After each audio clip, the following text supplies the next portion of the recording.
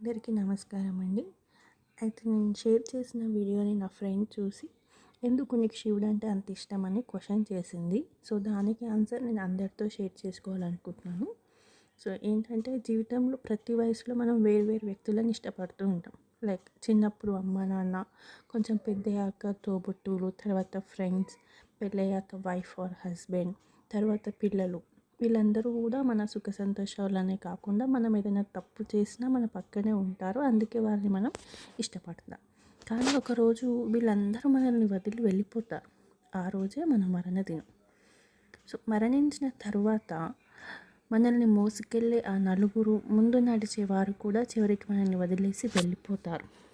కానీ అందరూ వెళ్ళిపోయాక ఒంటరిగా భయంతో ఏడుస్తున్న వారి కోసం శ్మశానానికి కూడా వచ్చే ఏకైక దేవుడు నా శివుడు మాత్రమే.